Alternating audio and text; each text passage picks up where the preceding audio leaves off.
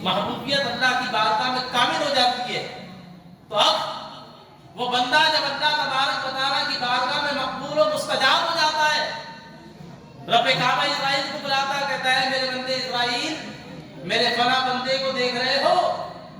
کہا جی مولا دیکھ رہا ہوں۔ کہا یہ وہ میرا بندہ ہے، یہ وہ میرا بندہ ہے کہ میں نے اس پر خوشحالی دی تب بھی یہ میری عبادت کرتا تھا، میں نے اس پہ تنگی کر دی تب بھی یہ میری عبادت کرتا تھا، میں نے اس کو پیاسا رکھا تو بھی یہ میری عبادت کر رہا تھا، میں نے اس کو نعمتوں کی بہار دے دی تو بھی یہ میری عبادت کر رہا تھا، میں نے اس کو بیمار کر دیا تو بھی یہ میری عبادت کر رہا تھا، میں نے اس کو تندرست و توانا کر دیا تو بھی یہ میری عبادت کر رہا تھا۔ اے اسرائیل، اس بندے نے خوشی میں، غمی میں، ہلکے میں، بوجھل میں، آسائش میں، تکلیف میں، راحت میں، آرام میں، اے جبرائیل اس بندے نے مجھے خوش کر دیا ہے۔ اے جبرائیل اب اس میرے بندے کو میرے پاس لے آؤ، میں اس کی تکلیفوں کو دور کر کے اس کے لیے جنت کے آراستہ اور پیراستہ محلات تیار کرنا چاہتا ہوں۔ حضرت جبرائیل حکم خدا بندی پاتے ہیں۔ میں بتاؤں گا آپ کو کہ آج عرس کے دن رونق کیوں ہوتی ہے۔ جب آج عرس کے دن عرس اس تاریخ کو مناتے ہیں جس تاریخ میں ولی کا وصال ہوتا ہے، تو کیا کیا ہوا تھا؟ آج آپ کے گھر ایک دفعہ ایک بچہ پیدا ہوتا ہے نا، جب ایک دفعہ بچہ پیدا ہوتا ہے تو ہر سال اس کی برتھ ڈے مناتے ہیں کہ نہیں؟ یاد آتا ہے نا آپ کو سارا ماحول، ہسپتال لے کے گیا تھا، ایسا ہوا تھا، ویسا ہوا تھا۔ بار بار جب بچے کا برتھ ڈے آتا ہے تو ولی کی ولایت کی تکمیل کے بعد جب رب کعبہ کے حضور اس کو بلایا جاتا ہے تو کیا انتظام اللہ تبارک و تعالیٰ فرماتا ہے؟ اللہ کے پیارے محبوب علیہ الصلوۃ والسلام ارشاد فرماتے ہیں، اسرائیل علیہ السلام آ جاتے ہیں، تنہا جانے لگتے ہیں۔ اللہ فرماتا ہے اے اسرائیل تنہا تو نہ جاؤ، اکیلے تو سب کے پاس جاتے ہو، اس نے تو میری جان کو مٹا دیا ہے، اس کو لینے بھی اکیلے جاؤ گے تو دوسرے میں اور اس میں کیا فرق رہے گا؟ کہا مولا کیا کروں؟ کہا اسرائیل اپنے ساتھ 5000 فرشتے لے کے جاؤ۔ سبحان اللہ۔ 5000 فرشتے لیے، وہ 5000 فرشتے جب نکلنے لگے تو رب العالمین نے فرمایا اے میرے فرشتوں کیا کہیں جاتے ہیں تو ایسے ہی چلے جاتے ہیں؟ کہا مولا کیا کریں؟ یہ روایت جب پڑھی تو مجھے ساری باتیں سمجھ میں آئی۔ کیا ہوا؟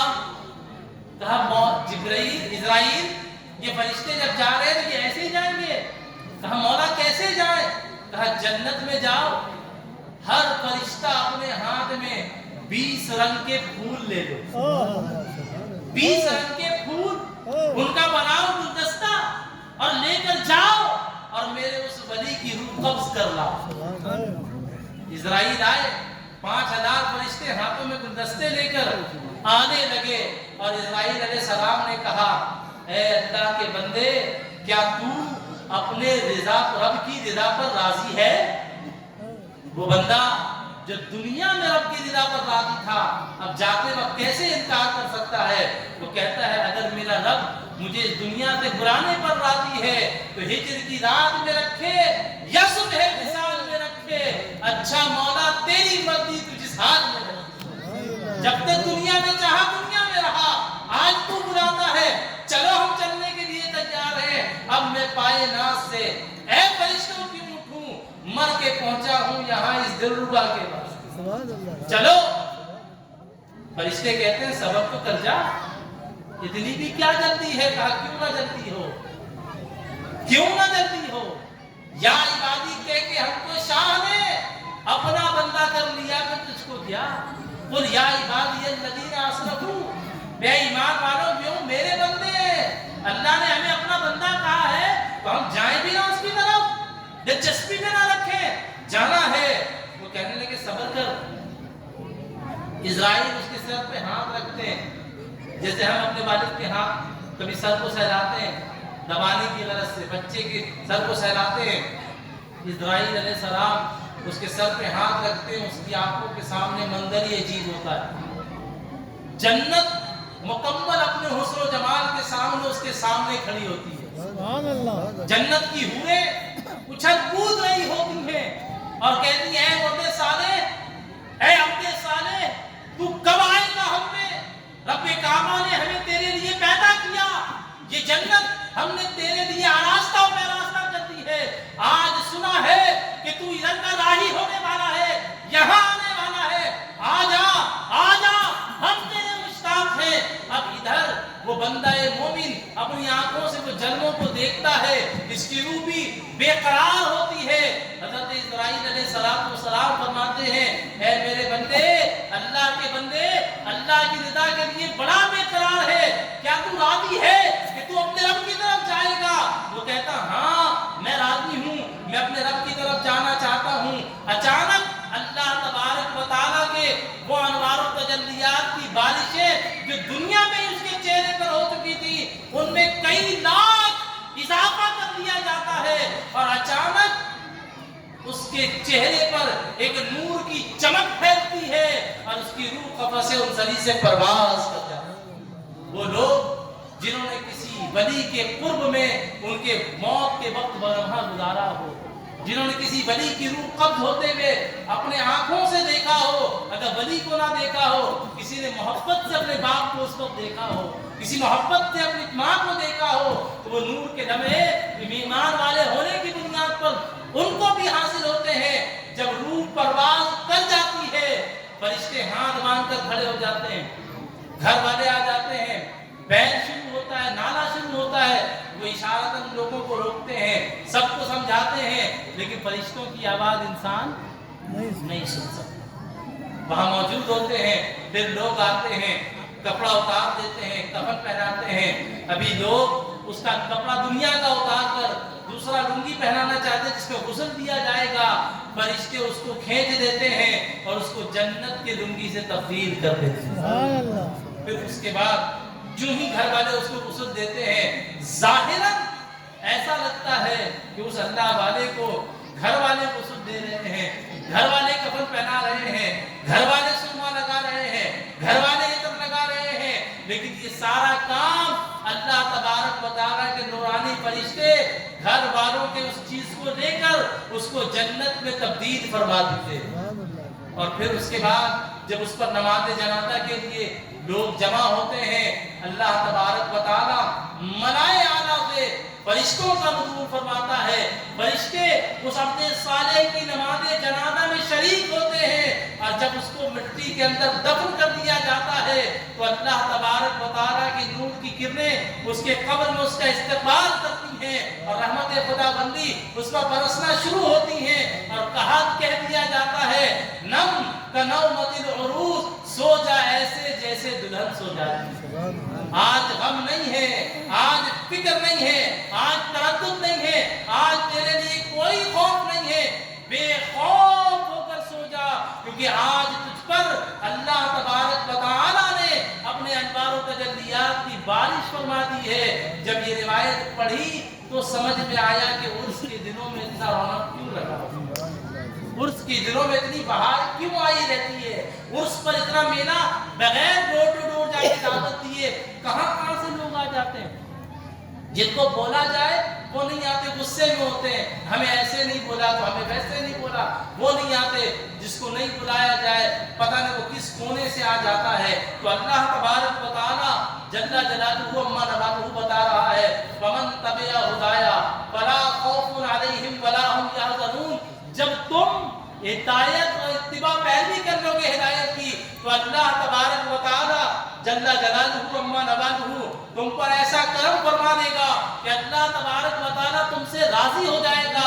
اور جب تم سے اللہ راضی ہو جائے گا تو سب سے بڑا انعام یہ ملے گا کہ تمہاری ذات سے اللہ تبارک و تعالیٰ لوگوں کو اپنے دین میں داخل فرما دے گا. اور یہ اللہ کے نظارات پر کیا ہوتا ہے، غیر مسلم آتے توبہ کرتے ہیں، تائب ہوتے ہیں، کوئی ولی زندہ اس کے ہاتھ پہ آگے لوگ تائب ہوتے ہیں. یہ اولیاء اللہ کا سسٹم ہے. اور یہ اولیاء اللہ کبھی کبھی بڑے عجیب کام کرتے ہیں، بڑے عجیب کام. مطلب جب یہ اولیاء اللہ ہیں یعنی اللہ کے دوست ہیں، میرے آپ کے دوست تو ہے نہیں، تو ہم تو اپنے دوست کی چال بازی نہیں سمجھ پاتے.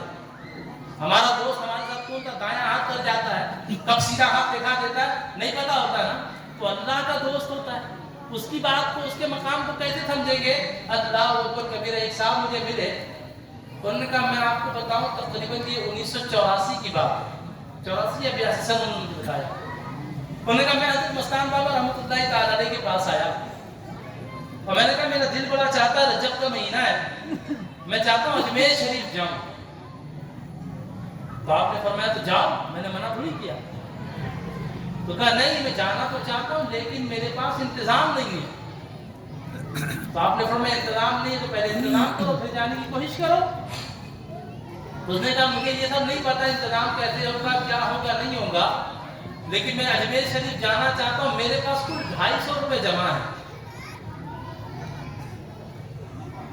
تو آپ نے فرمایا کہ 250 روپے جمع اس میں کیا ہوگا؟ کوئی تم کو لانڈی گورنمنٹ کی تو جانا نہیں ہے، گھوم پھر کے آ جاؤ گے، ہندوستان جانا ہے۔ تو اس نے کہا میں نے کہا کہ حضرت بات یہ ہے کہ میں سمجھتا ہوں کہ اگر آپ مجھے بھیج دیں گے تو 250 کی بھی ضرورت نہیں پڑے گی۔ اس نے کہا آپ نے فرمایا کہ دیکھو یہ اللہ تبارک و تعالیٰ کے کام ہے اور غیب کا انتظام تو اللہ تعالیٰ کرتا ہے، ہم لوگ تو صرف دعا کر سکتے ہیں۔ تو اس آدمی نے کہا کہ میں نے حضرت سے کہا کہ پھر آپ میرے لیے دعا فرما دیجیے۔ تو آپ نے فرمایا چلو دعا کرتا۔ مغرب کا وقت تھا، مغرب کی نماز ہوئی، مغرب کی نماز میں حضرت نے میرے لیے دعا کی۔ ابھی جب رخصت مجھے کیا تو فرمایا اللہ تبارک و تعالیٰ تم کو خیر سے اجمیر لے جائے اور خیر سے تم کو اجمیر سے لے آئے۔ تو کہا یہ حضرت نے مجھ سے فرمایا، اس آدمی نے مجھے حلفیہ کہا، قسم کھا کے اللہ تبارک و تعالیٰ کی، اور میں نے اس کو بولا، میں نے کہا دیکھو بچے کے سر پہ ہاتھ پہ قسم، بیوی کی قسم، ابا کی قسم، اماں کی قسم، یہ قسمیں نہیں ہوتی۔ ڈرانے کے لیے لوگ ہوتے ہیں بچے کے سر پہ ہاتھ رکھ کے قسم کھا رہے ہیں، ہم سچ بول رہے ہیں، جھوٹ بات ہے، قسم ہوتی ہی نہیں۔ قسم ہوتی ہے جب آپ کہیں گے اللہ کی قسم، تو اللہ کی قسم کھا کر اگر کوئی بات آپ نے بول دی اور اس بات سے آپ مکریں گے تو آپ کو کفارہ دینا پڑے گا، شریعت میں گرفت ہوگی آپ کی۔ میں نے اس کو کہا، میں نے کہا آپ دیکھیں اللہ کی قسم کھا کے آپ یہ بات کہہ رہے ہیں، کیونکہ ظاہر سی بات ہے ہمارے یہاں بزرگوں سے منسوب بہت دیو مالائی کہانیاں بھی ہوتی ہیں، تو میں اس لیے کوئی ایسی بات میں آپ کو نہیں بتا رہا، میں وہ بتا رہا ہوں جو مجھے خود اس بندہ مومن نے بتایا۔ میرے پاس تو پہلے آتے تھے، شاید ان دنوں اورنگی سے وہ شفٹ ہو گئے، یا اگر ابھی بھی ہوں گے کبھی آئندہ کبھی موقع ملا تو ان کا نام بھی آپ کو بتاؤں گا۔ تو میرے شاپ پہ آتے تھے وہ، تو انہوں نے مجھے بولا کہ آپ یقین فرمائیے کہ حضرت صاحب نے جب مجھے یہ دعا دی اور مجھ سے فرمایا کہ اللہ تبارک و تعالیٰ تم کو خیر سے اجمیر لے جائے اور تم خیر سے اجمیر سے واپس آؤ، وہ کہتے ہیں کہ مجھے نہیں معلوم کہ انتظامات کہاں سے ہوئے، پاسپورٹ کیسے بنا اور کیا معاملات ہوئے، میں گیا کن لوگوں کے ساتھ، جن لوگوں کے ساتھ گیا وہ کہتے ہیں میری ان سے شناسائی بھی نہیں تھی۔ میں نے سنا ایک علاقے میں کچھ لوگ جا رہے ہیں اجمیر، ان سے جا کے ملاقات کی، ان لوگوں نے میرا سارا انتظام کر دیا، وہ 250 روپے لے کے جو میں نے دعا کے لیے حضرت سے کہا تھا، میں اجمیر سے واپس آ گیا، وہ 250 روپیہ میرے جیب کے اندر۔ یہ وہ لوگ ہیں نا کہ جن کے پاس اللہ تبارک و تعالیٰ نے اپنے خزانوں کی چابیاں دی ہوئی۔ یہ چابی کا لفظ اپنی طرف سے عقیدت میں نہیں بول رہا، اللہ کے رسول نے فرمایا کہ اللہ تبارک و تعالیٰ نے مجھے زمین کے خزانوں کی چابیاں عطا فرمائی۔ جو چیز اللہ تبارک و تعالیٰ اپنے محبوب کو دیتا ہے، واللہ یوتی وانا قاسم، حضور فرماتے ہیں اللہ مجھے دیتا ہے میں بانٹ دیتا ہوں، تو اللہ کے رسول بانٹیں گے تو ایسے ہی لوگوں کو بانٹیں گے، ہم جیسوں کو تو بانٹ لیتے رہے، اللہ کے رسول انہی لوگوں کو وہ چابیاں عطا فرمائیں گے۔ یہ چابیاں انہی لوگوں کو عطا ہوتی ہیں، یا کافر اولیاء اللہ سے بھی کچھ باتیں ایسی ثابت ہیں جو دماغ میں نہیں آتی، کرامت تو بولتے ہی اس کو ہیں، لیکن ایک واقعہ ذہن میں میرے آ رہا ہے ابھی، حضرت خواجہ خواجگاہ خواجہ نظام الدین اولیاء رحمۃ اللہ تعالیٰ علیہ، وہ بتا کے گفتگو سمیٹتا ہوں۔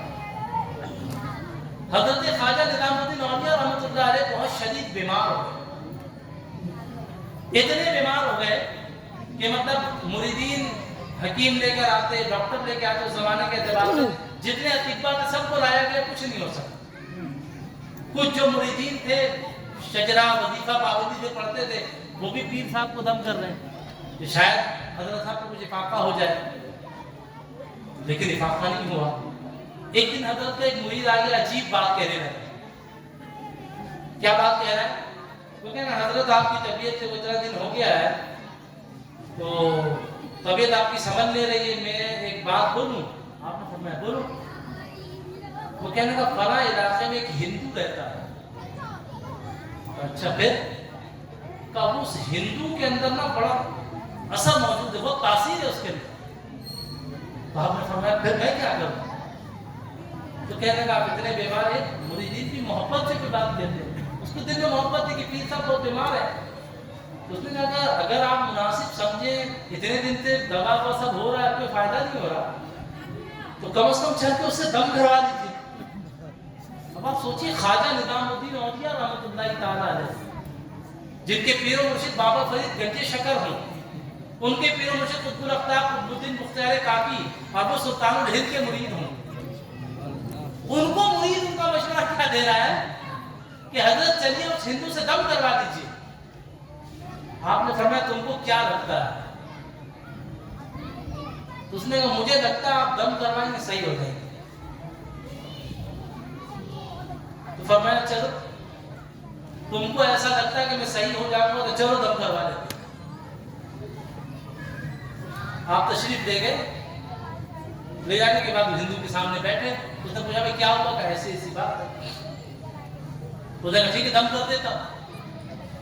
اس ہندو نے حضرت خواجہ نظام الدین اولیاء رحمۃ اللہ تعالیٰ علیہ پہ پتہ نہیں کیا پڑھ کے دم کیا، حضرت خواجہ نظام الدین اولیاء کی طبیعت ٹھیک ہو۔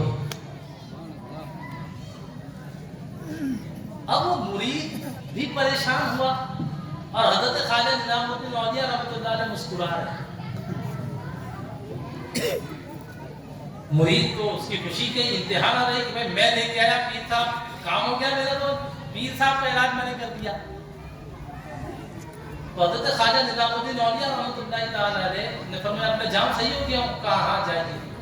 آپ نے اٹھتے ہوئے کچھ اس کے کان میں کہا، اس ہندو کے۔ آپ جب جانے لگے نا تو اس ہندو نے آپ کو آواز دی، بلایا، آپ کے سامنے بیٹھا اور بیٹھنے کے بعد کہا اشہد ان لا الہ الا اللہ۔ سارے لوگ حیران ہوئے، یہ کیا ہو گیا؟ یہ کیا معاملہ ہوا؟ پل بھر میں یہ ہندو سے مسلمان ہو گیا۔ مرید دبتا آگے کہا پیر صاحب کیا بول دیا کام میں آپ نے؟ تو میں نے کچھ نہیں بولا، میں تو دم کروانے آیا تھا، میں تو مریض تھا نا، میں تو علاج کروانے آیا تھا، لیکن اللہ والے جہاں جاتے ہیں وہ علاج کرنے جایا کرتے ہیں۔ آپ نہ سمجھے کہ آپ نے آ کے اس پہ احسان کر دیا، یہ ان کی شفقت ہے کہ انہوں نے آپ کو بلا لیا ہے تو اپنے دل کا کاسا سیدھا کر لیجئے، عقیدت و محبت سے دل کے اندر جو گرد و غبار ہے، کسی سے بھی بغض ہے، عداوت ہے، بیر ہے، نفرت ہے، سب کو چھوڑ دیجئے اور آج دعا کے وقت میں صدق دل سے ان کی طرف متوجہ ہو کر رب کعبہ کو پکار دیجئے، کیا پتہ اسی لمحے میں میری اور آپ کی آخرت بدل جائے۔ ہمیں بھی اللہ تبارک و تعالیٰ باعدد مدینہ منورہ کا مساعدہ کرے۔ حضرت خواجہ نظام الدین اولیاء رحمۃ اللہ علیہ کی مرید نے کہا حضور آپ نے اس کے کان میں کیا کہا کہ اس نے کلمہ پڑھ لیا یہ مسلمان ہو گیا؟ آپ نے فرمایا میں نے کچھ نہیں کہا اس کے کان میں، میں نے صرف یہ پوچھا کہ بھائی تم کو یہ مقام کیسے ملا؟ پتہ مجھے نہیں پتا تم نے قرآن پڑھا ہے، حدیث پڑھا ہے، سنسکرت پڑھا ہے، منتر پڑھا ہے، کیا پڑھا ہے، لیکن میں مسلمانوں کا مذہبی پیشوا ہوں، مجھ تک تمہارا دم اثر کر گیا ہے، تو یہ کمال والا دم کہاں سے تم نے حاصل کیا؟ اس نے کہا میں نے کچھ نہیں کیا، میں نے تو وہی کیا جو آپ صوفی لوگ کرتے ہیں، مسلمانوں کے جو صوفی ہوتے ہیں، جو ولی ہوتے ہیں، جو وہ کرتے ہیں وہی میں نے کیا۔ کہا کیا تم نے کیا؟ صوفی لوگ تو بہت کچھ کرتے ہیں۔ کہا صوفی ازم کا پہلا سبق، صوفی بننے کا پہلا سبق، اللہ کا ولی بننے کا پہلا سبق، اللہ کی بارگاہ میں مقبول ہونے کا پہلا سبق، اللہ رب العالمین کی بارگاہ تک رسائی حاصل کرنے کا پہلا سبق وہ یہ ہے کہ جو تمہارا دل کہے تم اس کی مخالفت کرنا شروع کر دو۔ تمہارا دل کہے کہ سونا چاہتا ہوں، کہو میں ایک سپارہ پڑھوں گا۔ تمہارا دل کہے میں نائٹ میچ کھیلنے جاؤں گا، کہو نہیں آج میں 1000 مرتبہ درود شریف پڑھوں گا، ربیع الاول کا مہینہ شروع ہو گیا۔ تمہارا دل کہے کہ نہیں میں ابھی جا رہا ہوں میں بھی جا کے فریش ہو کے بہترین سی فلم دیکھوں گا، تم اپنے دل کی مخالفت کرو اور کہو جب میں جا کے نماز پڑھوں گا جو نماز میری قضا ہو گئی، دل کی مخالفت کرو۔ کہا اچھا تم نے ہمیشہ اپنے دل کی مخالفت کی ہے، جو تمہارا دل بولتا وہ نہیں کرتے ہو؟ کہا نہیں۔ کہا اپنے دل سے پوچھو تو صحیح، کیا وہ مسلمان ہونا چاہتا ہے؟ دل سے آواز آئی نہیں۔ اس نے کہا دل نے کہا مسلمان نہیں ہونا ہے، اسی لیے میں نے کہہ دیا میں مسلمان ہونا چاہتا ہوں۔ یہ اللہ تبارک و تعالیٰ نے یہ دنیا میں بنائی ہے نا، اور اس میں جو